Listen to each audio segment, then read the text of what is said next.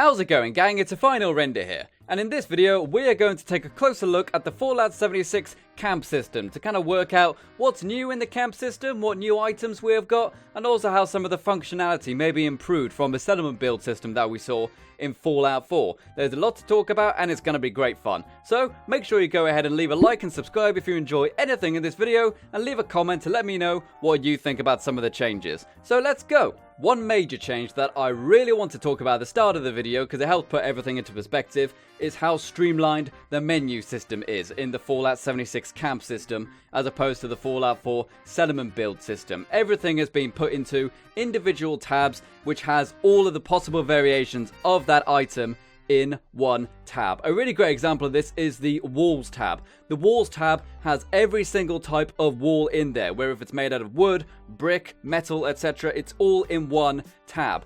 Normally in the Fallout 4 system you would have to go to the wood section, put your wooden wall down, then if you want to add a metal wall you'd have to go to the metal section, go to the wall section of the metal tab, etc.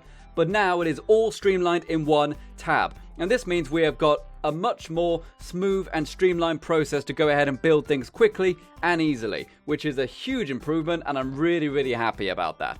And if there's any times when it looks like there actually isn't many objects inside the tab, it's most likely because there is a little variation arrow on an object to give you more variations of the same object. So there's actually a deceptively large amount of objects in the Fallout 76 camp system. One thing which I haven't heard anyone mention are the two new tabs that we have got in the tab section at the top. We have got a recent section, which is really good. Presumably that means it will just show us all the items that we have been building recently, so we can go ahead and rebuild them without going through all the menus. Absolute blessing that if that is the case. And we have also got the blueprints tab. Now this could be one or two things. They did mention in the No Clip documentary that there are certain items you will need to require recipes to go and build. You will need to go ahead and find them. So maybe that's what that blueprints tab is. Maybe everything that you can find the crafting recipe for is in there.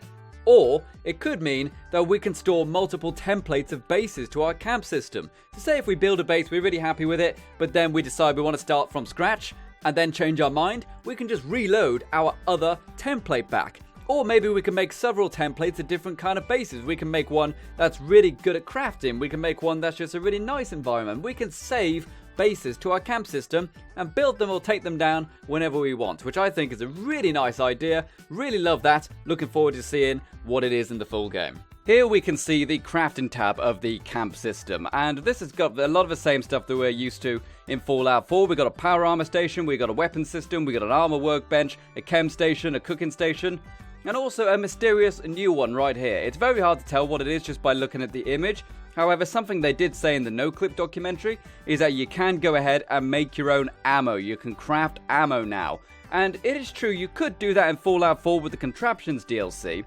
However, that was a very big kind of industrial factory machine which made ammo. This could just be a workbench to go ahead and make ammo. We did see them in New Vegas and things, and it is perfectly possible to go ahead and have your own loading station in a shed in your garden, for example. So I really don't think it's too ridiculous to go ahead and have an ammo crafting workbench available in the camp system. But if it's not that, let me know what you think it is in the comment section. In the wall decor section, we can see we have got regular paintings, light up posters, lamplit posters, metal signs, flags, kind of generic Crimscrams wall decorations, clocks, lettering, and also pre-made words of lettering. This is a really nice thing to go ahead and see. Back in the game we saw a lot of this stuff be added as kind of DLC in Fallout 4, and some of these things are really nice. I've always really liked the lamplit posters, and something very nice as well is that they don't require any power drain on there. They do need power to light up, but it doesn't actually take away from your initial pool of power, so you can put as many of these up as possible without actually needing to build new generators, which is a really nice thing.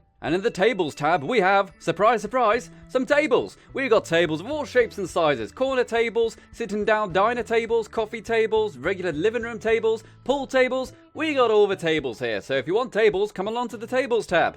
It's got everything you need, apparently. Next up we can see the vendors tab, and no one's 100% certain how the vending machine system is going to work in Fallout 76, but there are a few kind of working ideas.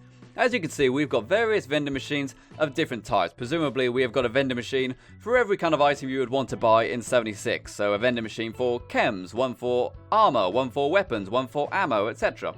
And you can go in and put this down in your camp. And the idea is that it's either one, a vending machine that you yourself, the player, can just walk up to, spend some caps, get fully resupplied before heading out of your camp to go explore the waste again? Or does it act as a shop front for your own business? So do you have to go ahead and manually stock these things yourself so that if another player comes along, they can buy the supplies you stocked into these machines for money? It would be a very good way to go ahead and have trade be fair throughout the entire game, rather than some players trying to rip off other players, for example, by doing it this way. And not only that, but it also adds a kind of purpose to the camps. Let's say if you built a camp somewhere where there is a lot of resources for making bullets. I actually did say in the NoClip documentary that you can go ahead and find areas that have higher resources for, say, making bullets, for example. So you could go ahead, put down a camp near where you can go ahead and get all the supplies to make all the bullets, fill your little camp vending machine full of bullets that you have made yourself, and you can make fat stacks of profit off of it. It's a very cool idea overall, and honestly, I think I'd prefer this way, rather than it just being like kind of a magical shop which spits out stim packs in exchange for caps, you know? But either way, I'm very curious to see how it turns out in the full game.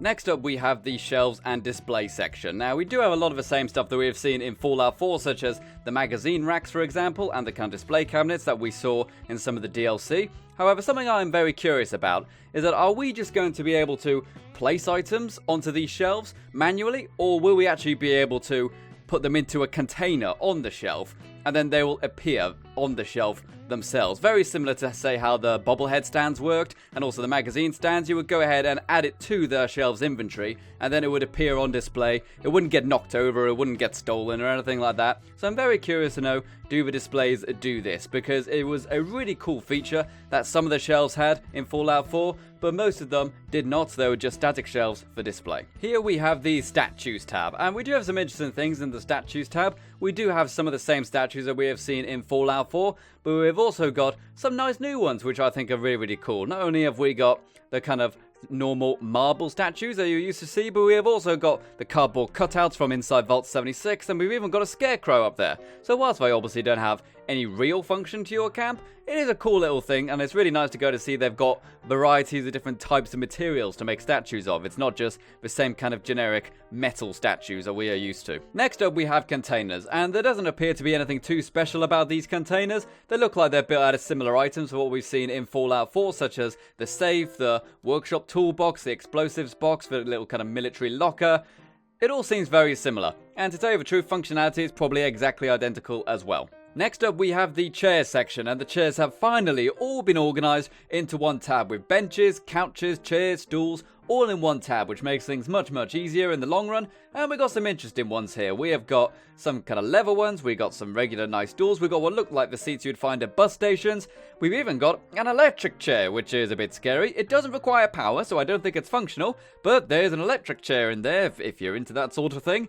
And we have also got right out of the bottom what might be the trombone. Like, I do believe I remember seeing footage of the players playing instruments, so maybe those are chairs which have a musical instrument attached to them, like the banjo or the drum kit. You can find those instruments in that tab. Maybe. It's very hard to tell looking at this image exactly what that is right there. Here we have the bed section, and the bed section is divided up into 3 different types of beds: single beds, double beds made out of metal bars, and double beds with wooden boards on them. Hopefully there is a good variety of beds in this. In Fallout 4, the base version, there really weren't that many, and hopefully there's some clean versions, for God's sake.